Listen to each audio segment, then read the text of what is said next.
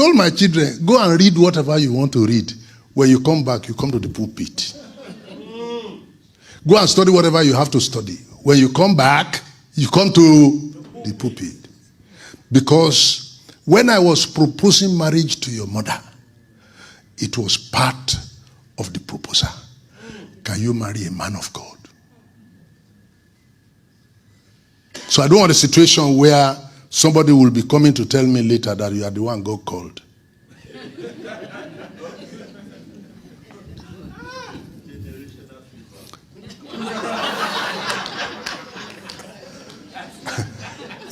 I need to get it right from the beginning. I don't want to hear a situation where you are the one God called, because I told you from the beginning. So when the children came, I referred to that history, that before I married your mother, I was already a preacher. When we started preaching in Lokoja, we were using gas lamp to preach crusade. How many of you remember gas lamp? The one you pump. You won't know it here. And since you don't know it, may you never know it. Of course, you can't know it again. It's gone.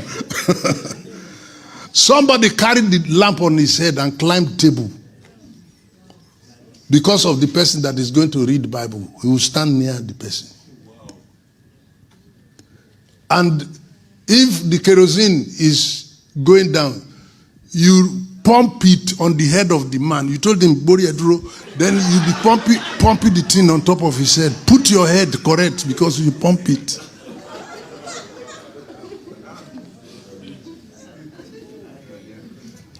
And one day, the kerosene was reducing and the light of the lamp was going down.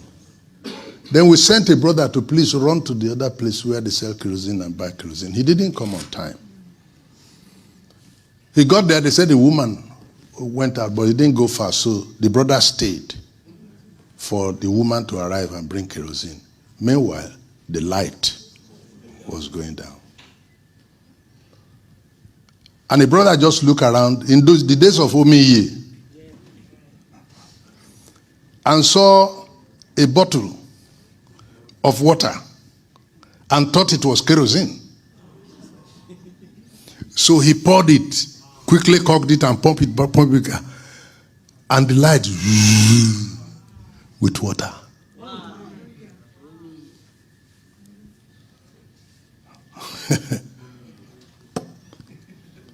Then the brother eventually returned with kerosene and went to look for where he kept his water and did not find it. The first thing he asked, he said, who took this water from here? Then somebody said, we thought it was kerosene and we poured it. Then he started to argue. You thought it was kerosene. You can't smell.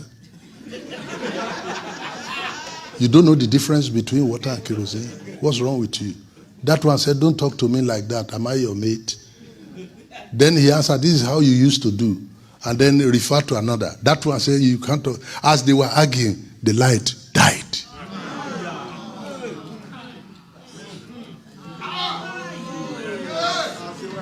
Are you able to get a message? As they argued, the light died. In our presence. And when they put water in it, the light was shining. We have seen things that we put water in a place where kerosene was and the light was shining. But when they were arguing, the church. You look at us today. While we're arguing, the light. I think Moses Aronsiola was in that meeting. If you see him, you can ask him. Moses Aronsiola, he used to interpret for J.K. Solomon. I worked with Obadari before he died, the last 7 years of his life. He called me one day and said, I have 27 court cases. And this morning I took my phone to look at different court cases. The number of court cases Assemblies of God has. Assemblies of God have a case up to Supreme Court where the Muslims are the one to decide who the general superintendent of Assemblies of God in Nigeria will be. The Muslims in Supreme Court, they are the ones now to decide who the General Superintendent of Assemblies of God will be. This is not to our credit. Men and brethren, you go, I was the convention speaker in the African Church in Abeokuta, and the prelate has a court case against the council. He had served his tenure and they wanted him out. He said no, that they need to adjust the constitution to enable him continue. And it became a court case. And while they are arguing and pointing fingers at themselves, the church is dying. I am telling you that while we are arguing, the light is what? Is dying. Recently, I passed through Nineveh. And you will not believe that it's the same Nineveh that everybody became a Christian, became godly, and repented when Jonah came to town. Right now, right at the airport, you'll be hearing the blaring sound of people calling for Islamic prayer. You go to Nineveh today, there's no church. While we are arguing, the light went out.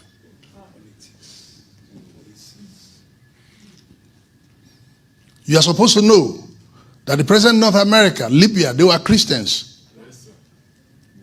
Mauritania, Morocco, they were all Christians. The whole country were 100% Christians. Turkey, Constantinople, they were all Christians, 100%. But when we came to a point when we are arguing about Holy Communion, we are arguing about baptism, we are arguing about the sacraments, the light. Meanwhile, the darkness we met on ground is still there. And they are multiplying their own intensity.